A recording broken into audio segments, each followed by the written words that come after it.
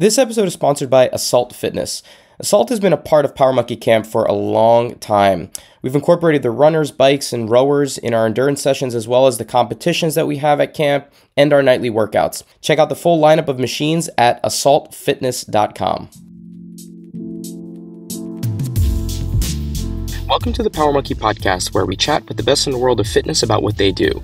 I'm your host, Dave Durante, with my co-host this week being Mike Service and Jordan Samuel, and we are talking about a topic that we put on our socials and had great responses and some commentary around training versus competing.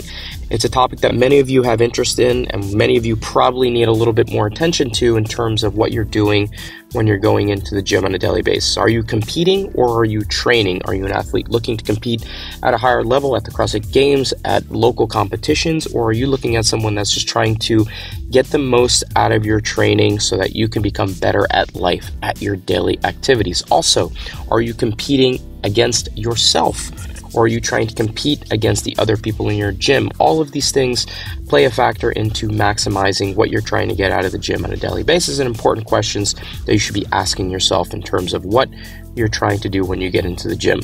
Enjoy this episode. We feel like it's probably something that needs a follow-up episode and more commentary from the community. So please continue to ask questions and let us know what you think. Enjoy.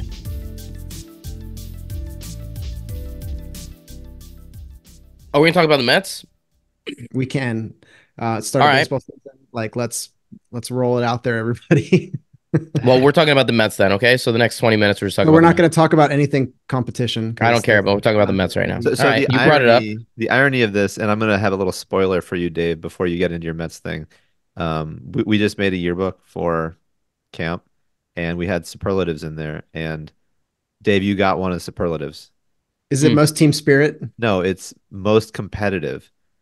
And and so it's ironic that we're gonna have a conversation about competition versus training with the guy who's the most competitive guy. I'm not competitive. Did I get least we were playing Nerf basketball in your gym one day when I was out visiting, and I said something to you, and you're just like, just fucking shoot the shot. Like I was like, whoa, like we're just playing Nerf around the world. Like let's calm down. Yeah, what do they say? Maybe it's Tiger Woods or somebody. Like, do you enjoy winning or do you hate losing more? What do you prefer? Do you enjoy winning? Everybody likes to win, but do you hate losing? And I think that's always just such a good marker as to whether or not you're a competitive person. Mike, do you hate losing? No, no, but I'm trying. This is actually probably a really good intro for this one. Just in general, because I haven't. No, we're talking about the Mets, so don't go too far into this. No, but I haven't fully like psychoanalyzed at what point and why I like stopped being competitive, because I honestly, you couldn't choose a scenario anymore where I would be like overly upset that I lost. Unless it's tuna eating. I was going to say this from the guy who wins the tuna eating competition. Yeah. But that was just to make a point that everybody's being really dramatic about eating tuna. I have a photo of you right after you won, and the look of satisfaction on your face is amazing. You're so proud of yourself. The face is Bill Murray from Caddyshack. It's no big deal. That's the face. It's him shrugging his shoulders with 100 camp participants hovering over him with a pile of money. Shane yelling, "There's $1 million in there!" There's $1 million. Mike performing at a level that I didn't know was possible. Mike, you ate many people 3 bags. I'll never forget. I remember your winning time. Mike ate 3 bags of tuna in 2 minutes not and 18 oil seconds. Tuna, the dry ass water tuna. Yeah, but your strategy was flawless. Everybody else who did it, me, Duke, Jay, a bunch of other coaches, everybody tried to dump the water because it's disgusting and made our mouths so dry that we couldn't swallow. You drank the water with the tuna, as disgusting as it was, and you finished 2 minutes and 18 seconds. I still have a picture of your winning time that I put next to your face, and it just reminds me that you are more competitive than you might make it. It just takes tuna to bring it out of you, Mike. Yeah, no, I mean, everyone out there, competition is very important, and we're going to talk about that today. But there's a time and a place for it, and we need to. It's on Thursday nights at camp. Thursday nights at camp, or when it all comes out. When everybody's watching you eating tuna, or if there's a dance battle, or a pickleball court in or pickleball. But no, Yeah, and Let's so get serious. I just encourage people to, um, if you get your hands on one of the camp yearbooks, there is a pretty phenomenal picture of Mike winning Did we that. find the picture? Oh Yeah. yeah, of course we did. Oh Yeah. wow, because I mean Print I it. wouldn't mind having that as like a banner or a mural at some point to show like the last time I competed. I'm gonna have It's you it's autograph phenomenal. that photo in my yearbook when we get to camp Yeah, next Mike year. with his I wanted You have a Cleveland shirt on with the state of yeah, Ohio everything was outlined. perfect about that moment. I think that might have just Hinshaw, answered my question. Oh, Hinshaw's When right did over your Hinshaw shoulder. yeah, arms when, raised. I when took did the I picture, so I'm not in it. So I'm at least proud of that. it was a storybook ending to my athletic career That was amazing. So Mike, you are competitive. It's somewhere in there. somewhere. But before we get into it, quick 2 minutes on the Mets, all right? Because I have to get this out. Mets started out the season 0-5. Everyone destroying them. Worst team in baseball, just terrible. Most highest payroll in baseball, and they're just miserable bunch of idiots. And being a Mets fan is one of the most depressing things that you can have in sports, and especially over the last decade or so. And being a Mets and Giants fan, coming from New York, New Jersey area, has been miserable existence for quite some time. But I love my Metsies. I love my Mets. I love my Giants. I am a lifelong diehard fan. I was 6 years old when the '86 team beat Buckner and the Red Sox, and Whatever. so I know sore spot for you, Jordan. But this year the Mets have turned it around. I don't know where the Mets are going to be when this podcast comes out, but they are not playing today. They're on a 4 game winning streak. They're 9-3 in their last 12 games, and they are 11-8. They are on a tear right now Fire. without their number one ace pitcher, Senga, without their top signing in the offseason, JD Martinez, and they are lighting it up. They are putting up crazy numbers. Their bullpen is ridiculous. So for a moment, the Mets actually look pretty good, and the Yankees have lost 3 out of 4, which they started out red hot, and they're kind of going backwards now. So, as a person that loves the Mets, I am in a good place today. They don't play, and we came off a 9-1 victory last night, so I'm very happy as a Mets fan right now. And now, for the three of you that have continued to listen for this podcast, we're going to get into our topic. You brought So, it up, man. I'm wearing my hat. This is from the World Series back in 2015 when I went to watch the World Series against Kansas City Royals. It was the only game that they won, Game 3. I was there for it, and I'll never forget being there for Syndergaard starting that game. But yes, we can move on and stop talking about my Metsies. Yeah, well, the community has spoken. They want more personality on the podcast. I And Dave mean, I is the want more most. personality in This the is the podcast. most Dave outside of a few other moments that we get to experience I will live. talk about my Mets and Giants on any There we podcast you go. want. I'll open every podcast with a 10-minute talk about what's going on in the Giants Mets community.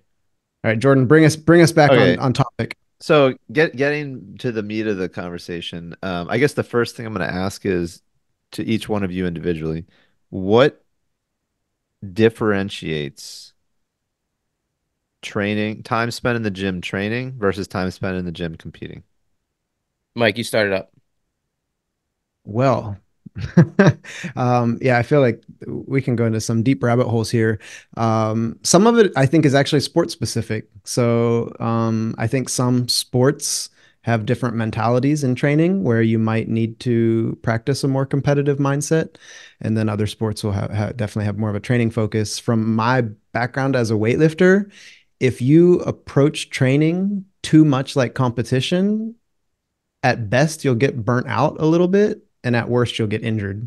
And that was really really common with a lot of weightlifters, and occasionally myself. We would either be competing against ourselves almost too aggressively, or with our training partners, and then maybe you would just like hit some crazy training numbers that you could never replicate in a real competition because you were overtrained and burnt out, or you would just have these nagging injuries because you weren't understanding that training was supposed to prepare you for the competition, not be the competition.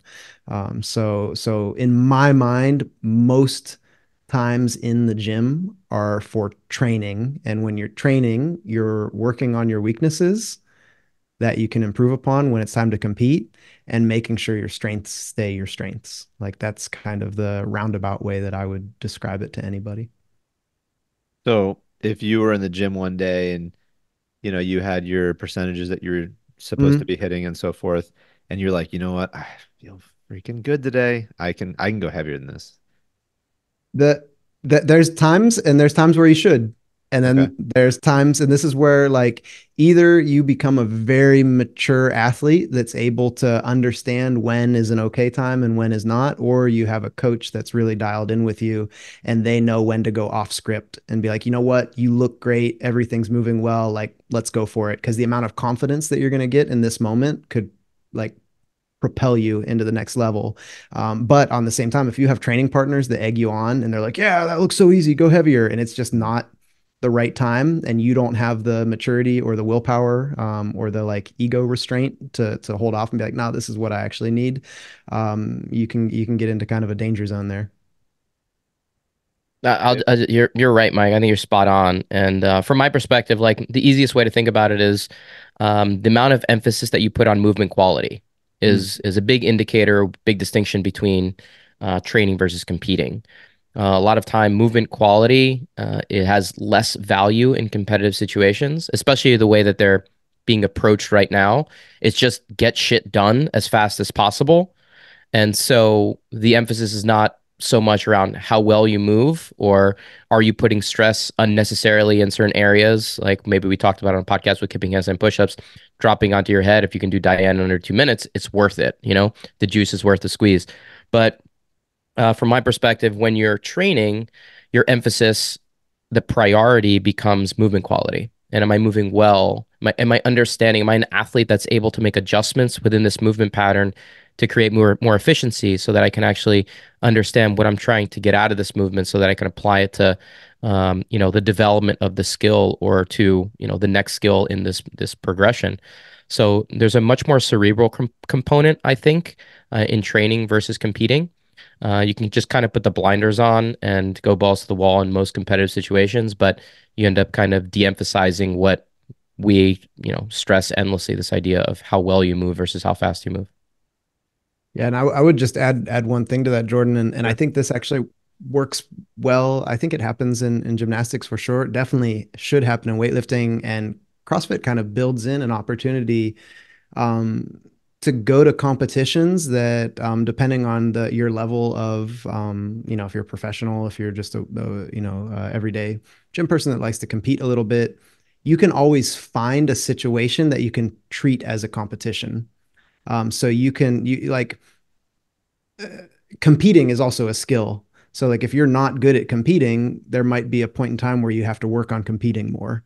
But at the same time, you always have to be evaluating and assessing who you are as an athlete and what you need. So, and I'm just again going back to the sport that I'm familiar with. There were weightlifters that were like, they only needed to compete 1 or 2 times a year and they were great and they just knew what they needed to focus on in the gym. And there were others that like mentally and emotionally could not perform very well at competition and needed to practice competitions. So it didn't even have so much to do for them with the intensity of the weights they were lifting. It was just the nerves of knowing that this is a competition. Oh my goodness. And that was something as well. And I think CrossFit is a cool sport to kind of explore these things as an athlete. Like, what do you personally need?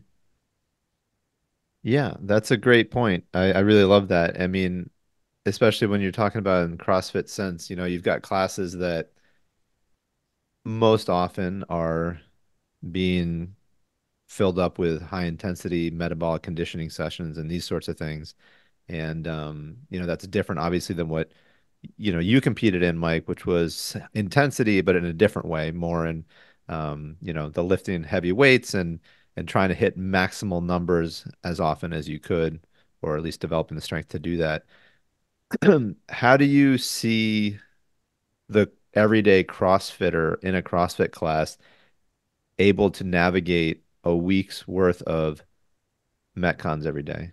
Like, how do you approach a Metcon every day without turning it into a competition every day? Can you're asking me, right? I really want to answer this Yeah, one. yeah, absolutely. Okay, good. And then I'll get Dave's follow up. I mean, first, if a CrossFit gym member was telling me that the gym they go to is telling them to perform a high intensity Metcon every day, I would encourage them to do more open gym in their own programming, or find a gym that gives rationale to their programming. Because one thing, and we just had this discussion recently, Dave, at some of the gyms we were teaching at. They were talking about the gym programming that they do, and some of the ones that they tried to do that they saw more injuries in their athletes. And those were usually the ones that were just too much volume, too much intensity all the time. And both people that I remember talking to now, one, they base their gym around main site programming, and then the other goes with cap, which is just, going a little bit more in depth. And what they both said they liked was that there is variety and it changes, but it doesn't overuse one stimulus too often. So I think sometimes people get enticed by CrossFit because it's this go hard mentality every day, but that's not healthy for you. So if somebody's asking me like, how do I deal with, these intense metcons every day? Like, I have to do it. It's like, you shouldn't do it. That's not training. That's just eventually getting you into a super stressed mode of overtraining a certain zone of training. Zone 5 training just over and over again is not, it's not a methodology for a good athlete. It's not a methodology for somebody that's looking to be healthy and perform well for a long period of time. Yeah, I think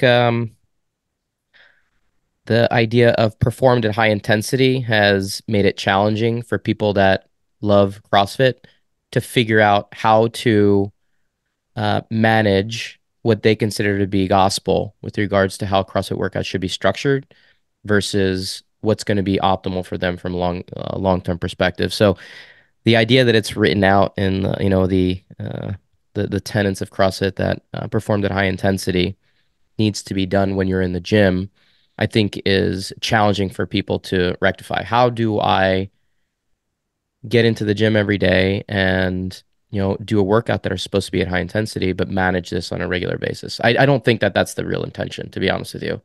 I agree. I really think that there's a difference between competing and competing at high intensity. And I think this is another part that really needs to be discussed.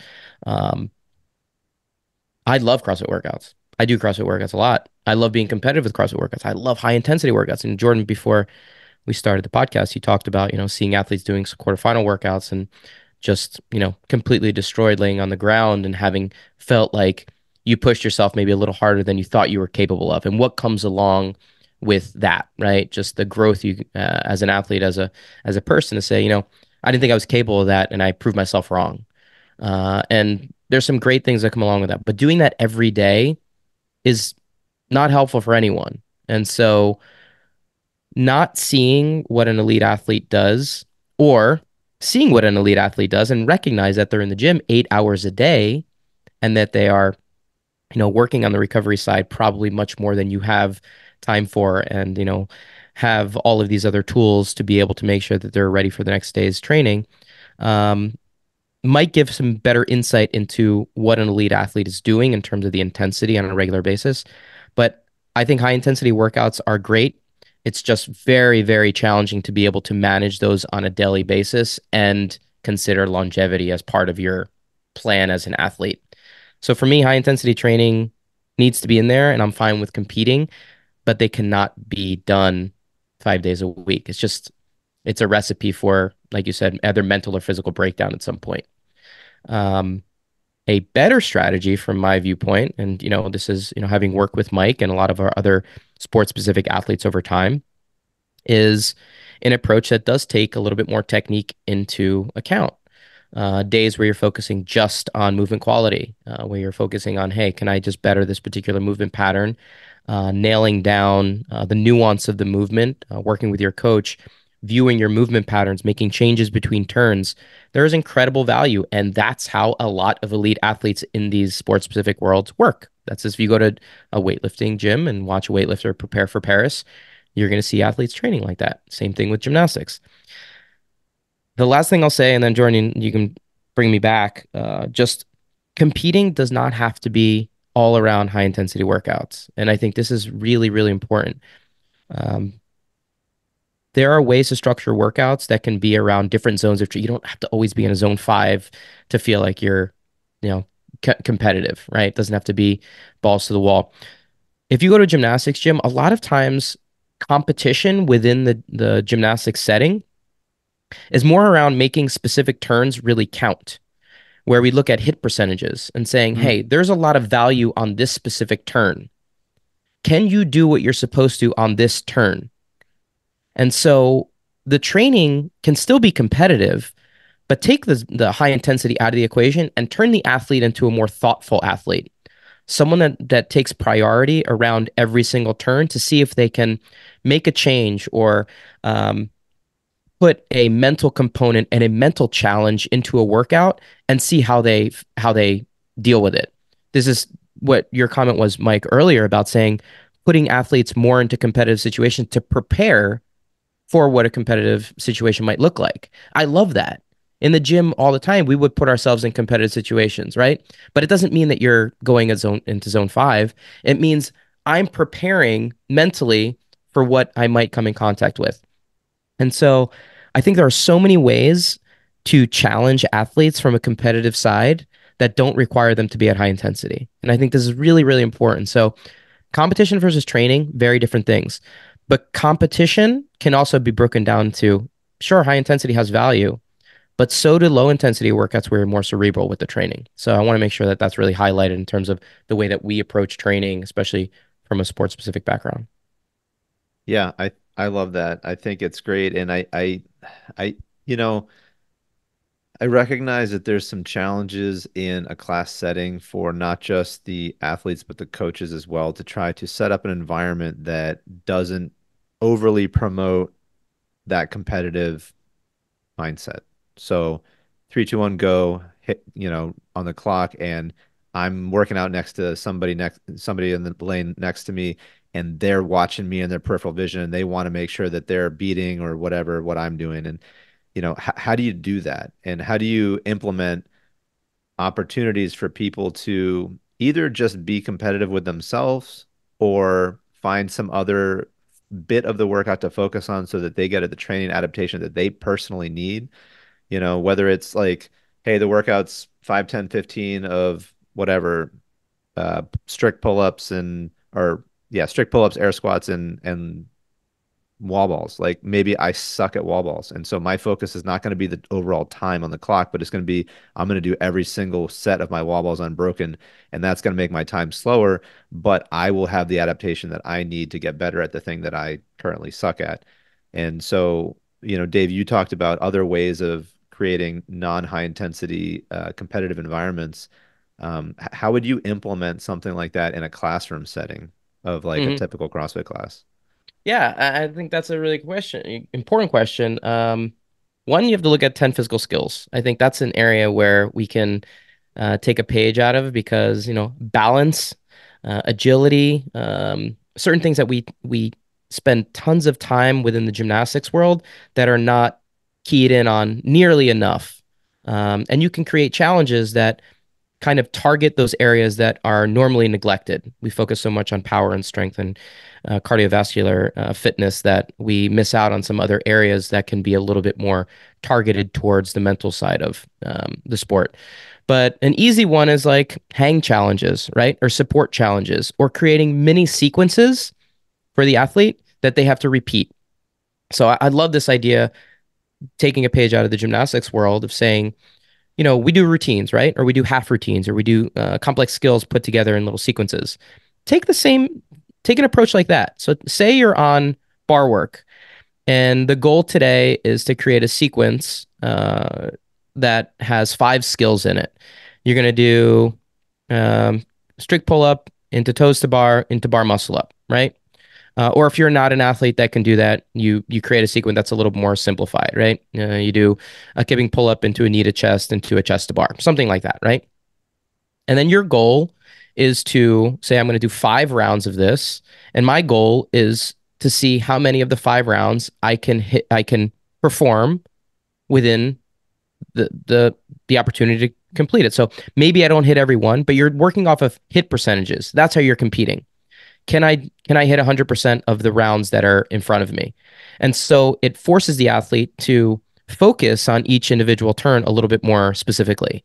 And if you screw up the turn, you get a zero in that box, right? You get a check when you make the sequence and you're able to complete it well. But if you don't complete the sequence, you get a zero for that turn. So each turn that you take has a lot more value, and so from my perspective, that opens up kind of an endless way to be challenging athletes with more of a mental approach rather than just saying the only way that we're going to compete is by how fast you can do something. Well, the other thing I like about what you said, Dave, is that you talked about a sequence that might be different from athlete to athlete Hmm. depending on where they are. And so that alt like automatically removes a competition with the guy next to you component. Now you're Hmm. just competing with what your ability is. And it's in some ways it kind of reminds me of like in weightlifting, Mike, you guys do complexes all the time. Except Hmm.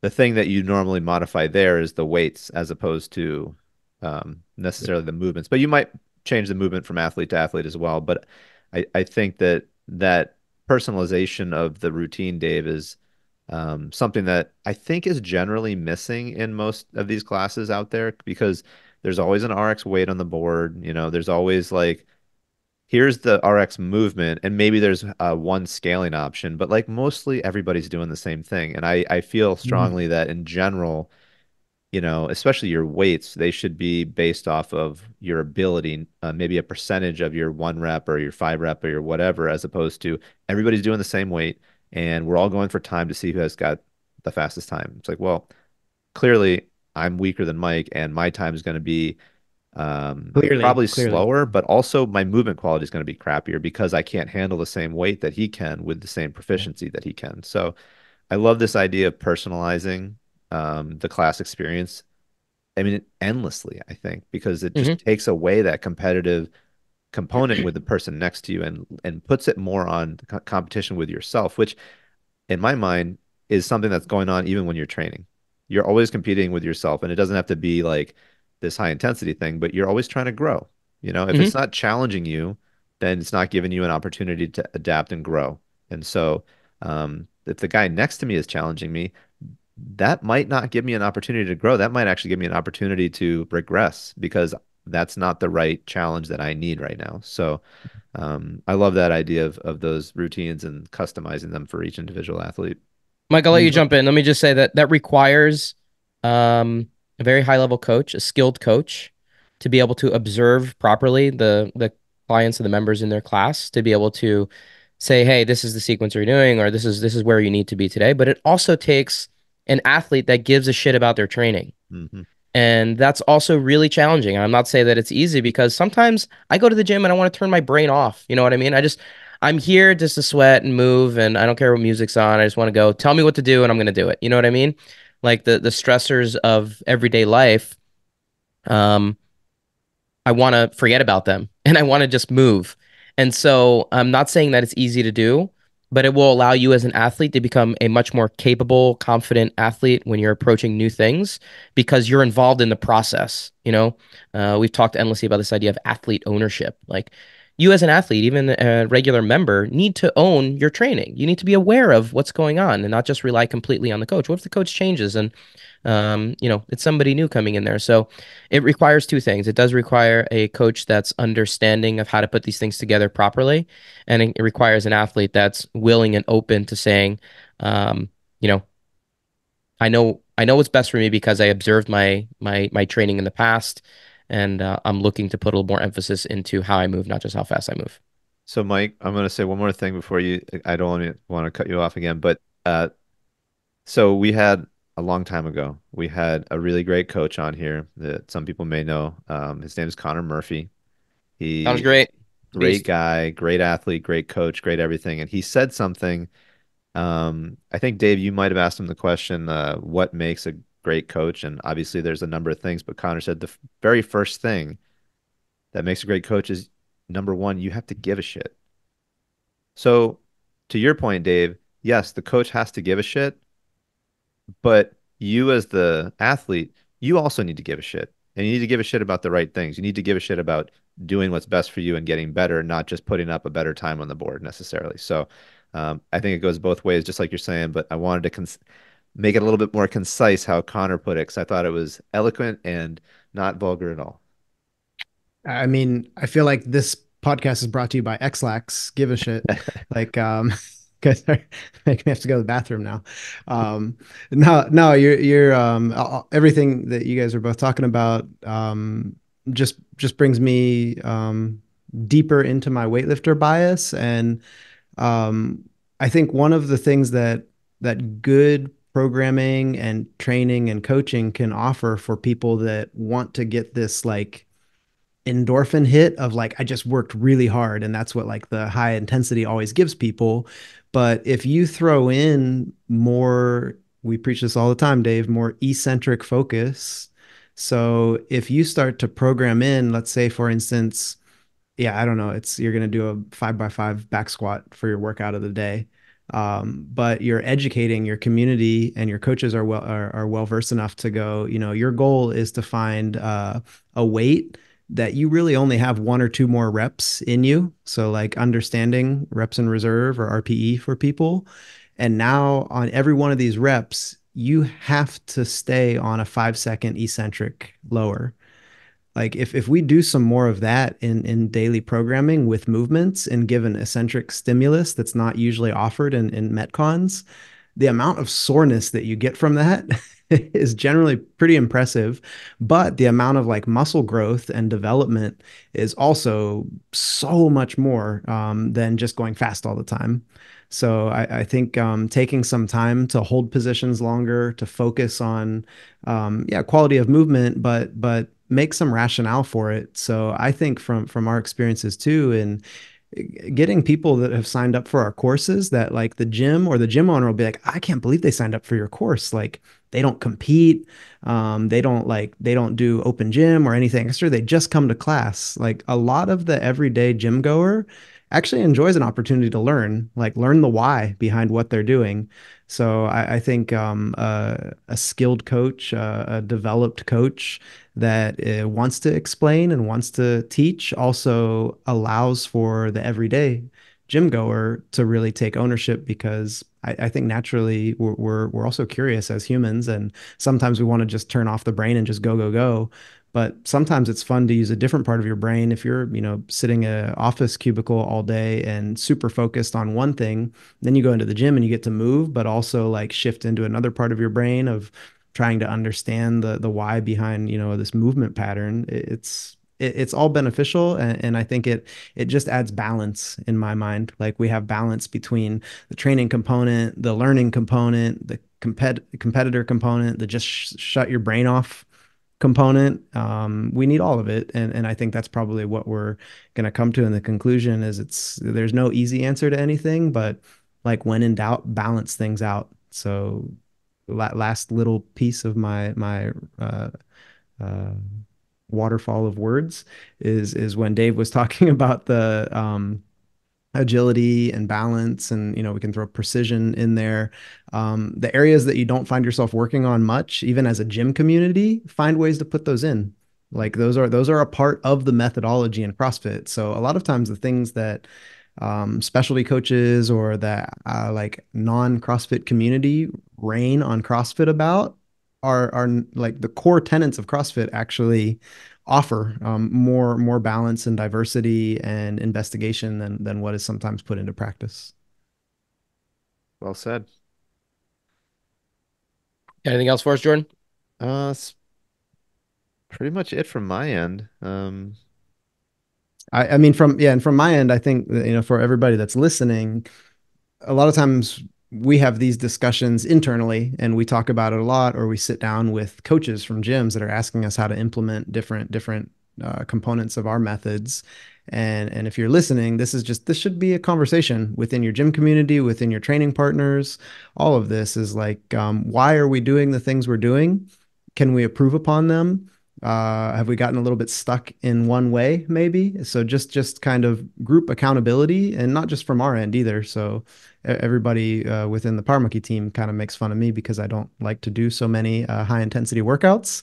And, as much as I get some angst when they're saying this all the time, it does bring it to the forefront. And then I tend to go and do something a little bit more high intensity in the next few days because of the, um, guilty Peer pressure. conscience. How Yeah, much peer more high pressure. Peer intensity are we pressure in talking? certain instances can go well. I mean, he's 100% right that, nothing really bad can come from, open-minded discussion. Yeah. And we should continue to have those. I would Yeah, and like I that. think, go ahead, Mike. I was just saying, I'd like that to be like our polarizing episode title. Open-mindedness is never the wrong way to go. I think that'll get so many clicks. That's such a No, Mike I'm thing to I'm say. I love making it. the whole clip is going to be the conversation at the beginning with Dave being competitive and all these things. Me, I love competition. I love being able to see if the time that you put in when it counts matters. I'm not against competition by any means. I think we just need to, as a community, recognize the value that comes along with various ways of thinking about competing, and also the importance of training and being an athlete that is cerebral so that when it's time to compete, you're a little bit more prepared for it.